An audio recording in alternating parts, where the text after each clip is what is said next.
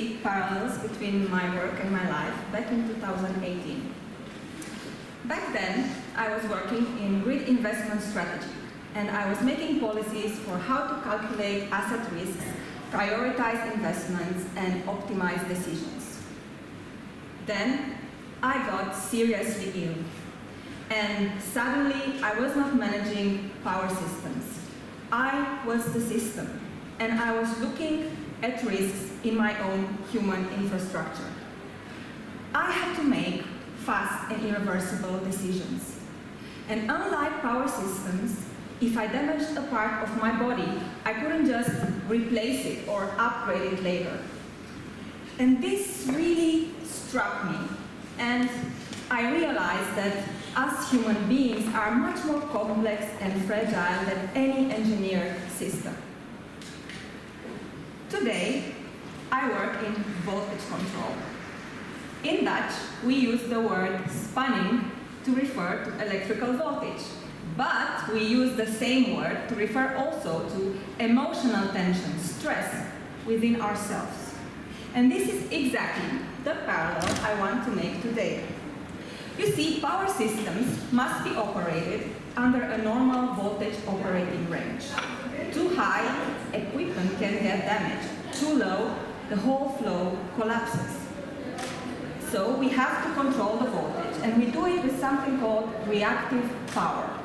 It is invisible, it's not what does the actual work, but trust me, without it, nothing works.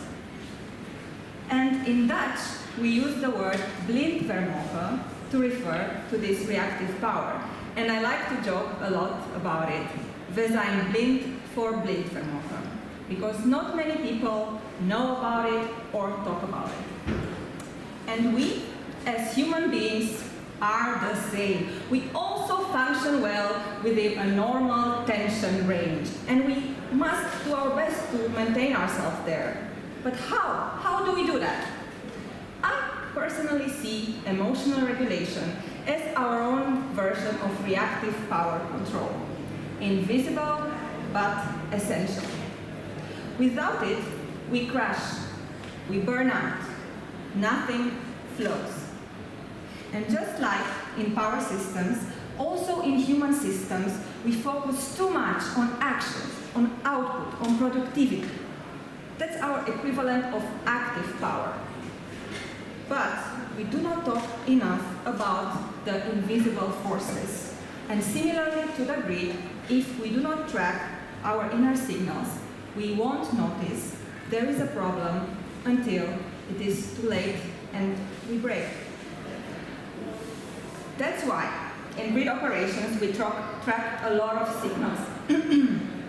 We track frequency, voltage, reactive power, active power.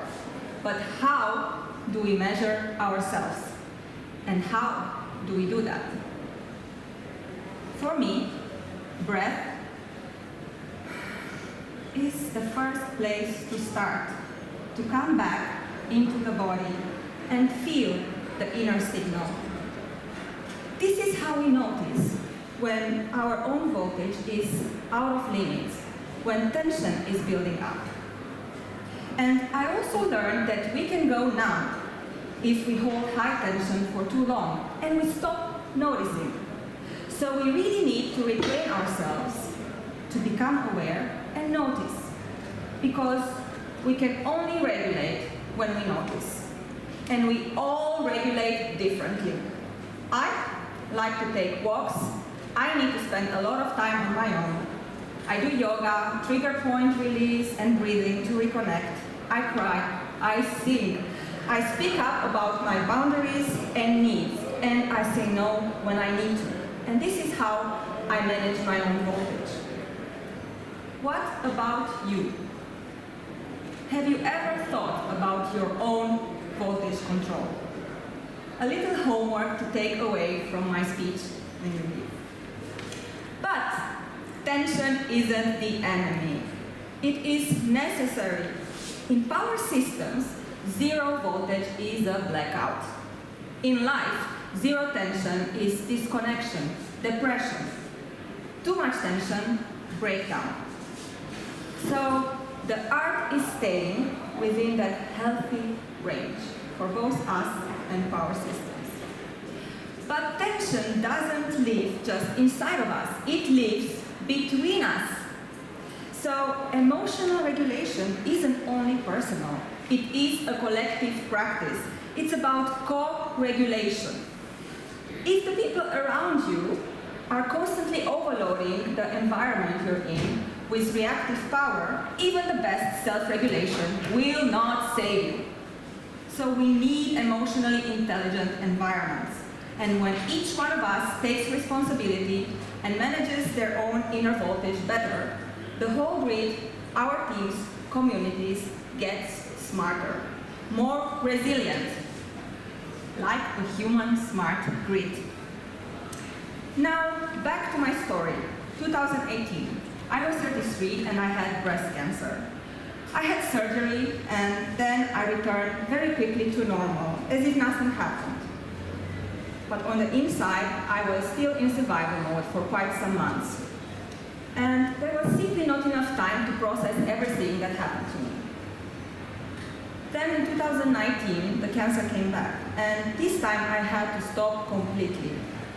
I had to do chemo, another surgery, radiation therapy, and anti-hormonal therapy. I was truly forced to slow down, to rebuild, and to feel. And that was the moment that I realized that emotional regulation isn't optional. It's the foundation. Because engineered systems can recover fast. Look at the recent example of the Spanish blackout. A power grid can be rebooted in hours to a few days. But a human recovery can take years. Years! And unlike power systems with fixed voltage limits, our personal boundaries shift. During treatment, my limits were very different than they are now. Some days I could do more, some less. And the challenge wasn't just noticing these boundaries, it was to honor them again and again. I had to relearn how to feel, listen, and track myself in real time and rebuild my self-regulation, one step at a time. And I took this practice with me up to the present moment. It's alive, ongoing, and I truly believe that we all need to recognize that our boundaries are dynamic, are changing, and the art is to notice them, to measure ourselves honestly, and to honor what we find without judgment. Self-regulation isn't only internal. It's also about expressing our truth. When we suppress our voice or ignore our limits, tension builds up. It's like reactive power being generated and stored in our bodies. And if it isn't released, it distorts our healthy flow. The only way to release it is to let it move through words, boundaries, honesty. And that's how we maintain coherence. Because if we do not express what we need, the environment cannot adjust to our needs. Expression enables co-regulation. It brings clarity, connection, and flow. So now, when I look at voltage charts and system controls, I see much more than numbers. I see us, and I see the invisible forces that hold us. Presence, feedback, compassion, breath. These are all the emotional equivalents of voltage stabilizers. We need tension, we need it. But we also need the wisdom to stay within the range where we can thrive. To conclude, this talk wasn't just about power systems. It was about human energy systems. And the best way to understand something isn't to analyze it, is to feel it.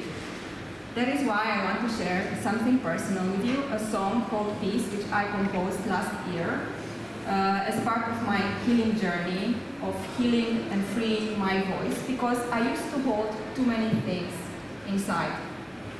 Thank you.